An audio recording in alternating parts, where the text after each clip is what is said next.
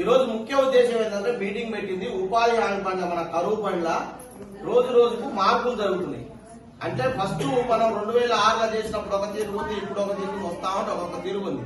అయితే ఏంటంటే ఇక్కడ ఈ రోజు పెట్టిన ఉద్దేశం ఏంటంటే మనం 100 రోజుల ప్రతి కుటుంబానికి ఉపాధి హామీలో 100 రోజులు పని కల్పిస్తారు.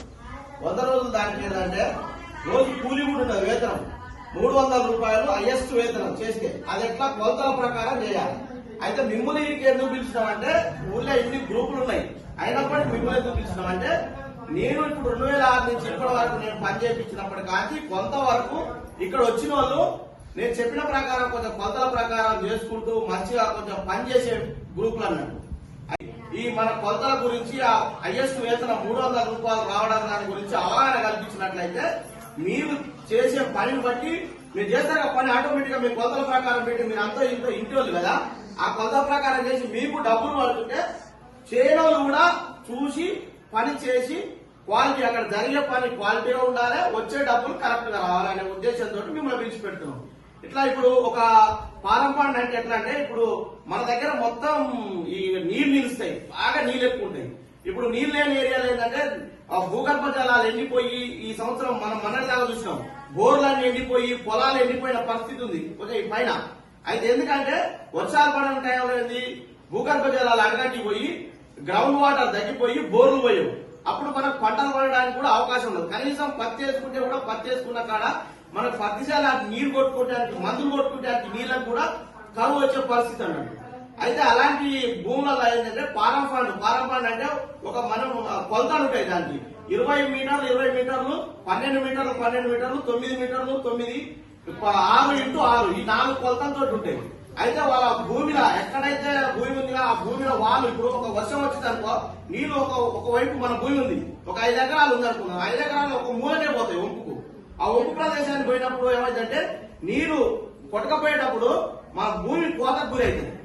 చూసిరా మన కోత పడుతుంది, కోత పడుతుంటే అందులో సన్నటి మట్టి అంతా వెళ్ళిపోయి అక్కడ ఒక మూలకు చేరుతుంది. అంటే మన భూమి కోత పడడం వల్ల భూమిలో సారవంతమైన మట్టి మొత్తం కొట్టకపోయి చేలకు ఒక చెరువులకు ఒక కుంటలకు పోవడం వల్ల మన భూమిలో బలం లేకుండా సారం పోతుంది. అదొకటి. నీళ్ళు అనేది ఎక్కడ నీళ్లు వర్షం వచ్చినప్పుడు ఎక్కడ నీళ్ళు అక్కడ ఇంకినట్లయితే భూగర్భ జలాలు పెరుగుతాయి. భూగర్భ జలాలు పెరిగినప్పుడు మన బావులలో బోర్లలో నీళ్లు ఉండే అవకాశం ఉంటుంది. అయితే మన పొలంలో నీళ్లు మనమే ఇంకించుకోవాలి, మన శంకల నీళ్లు మనమే ఇంకించుకున్నట్టయితే భూగర్భ జలాలు పెరిగితే బోర్లలో నీళ్ళు వస్తాయి, బావులలో నీళ్ళు వస్తాయి. దాంతో పాటు దానికి ఒక 20 పెద్దగా మనకు అవసరం 20 మీటర్లు ఇంటూ 20 మీటర్లు తీసుకున్నాం అనుకో, అది లోతు మనం ఒక లోతు 3 మీటర్లు కానీ 2 మీటర్లు కానీ తీసుకున్నప్పుడు ఏమైందంటే ఆ నీళ్ళన్నీ అక్కడ వచ్చి ఇక్కడ వల్ల ఒక రోజు వర్షం వచ్చినప్పుడు కొన్ని లక్షల లీటర్ల నీళ్లు ఇంకుతాయి. అక్కడ ఇంకినప్పుడు అక్కడనే ఒక జల అనేది ఏర్పడుతుంది. అప్పుడు మన చుట్టూన్న బోరుకు కానీ ఆ బావికి కానీ ఆ వాటర్ అనేది పెరుగుద్ది అన్నట్టు. పెరిగినప్పుడు అప్పుడు మనకు కలుగు వచ్చినా కానీ మన బోరు మంచిగా పోసే అవకాశం ఉంటుంది, బావిలో నీళ్ళు వచ్చే అవకాశం ఉంటుంది. దాంతో పాటు కోతకు గురైంది కదా, కోతకు పోయిన మట్టి మొత్తం అందులో ఉంటుంది. అందులో ఉన్నప్పుడు అదే మట్టి తీసి మనం ఇప్పుడు పెట్టమట్టి వేసుకునేది. ఇంతకుముందు వెనకట అన్ని పొలాలలో పెట్టమట్టి ఎందుకు బలం కోసం ఆవుల పెండ పశువుల పెండ ఇవి గొర్రెలు వేసుకునేది. ఇప్పుడు అంతా యూరియా ఇవన్నీ చల్లడం వల్ల యూరియా తోటి ఏంటంటే ఈ మందులతోటి భూమి గట్టిబారిపోతుంది, గట్టిబారి పంట దిగుబడి తగ్గుతుంది అన్నట్టు. ఈ పెంట లాంటివి వేసుకున్నప్పుడు ఏమంటే భూమి గుల్లబారుతుంది, గుల్లబారినప్పుడు ఎయిర్ అనేది ఫ్రీగా లోపలికి పోతుంది, లోపలికి పోయినప్పుడు మన పోషకాలు కూడా బయటకు వస్తాయి. ఈ యూరియా ఇలాంటి వల్ల పెంట బారిపోయి మన దిగుబడి కూడా తక్కువ వస్తుంది. కాబట్టి అలాంటి మట్టి మన భూమిలో మట్టి మన మెత్తడి మట్టి చల్లుకున్నట్టయితే ఎరువులాగా పనికి వస్తుంది. ఇంకోటి అయితే మన పశువులు ఉంటాయి, ఆ పశువులకు నీళ్లు తాగడానికి కూడా అవకాశం ఉంటుంది. అదే పత్తి వేసుకున్నట్టయితే మన పొలానికి నీళ్లు కావాల్సినట్టయితే ఆ గుంటలో ఉండే నీళ్లు ఉన్నాయి కదా, ఆ నీళ్లు మన పంపులకు మందుకు కూడా అవసరం వస్తుంది అన్నట్టు.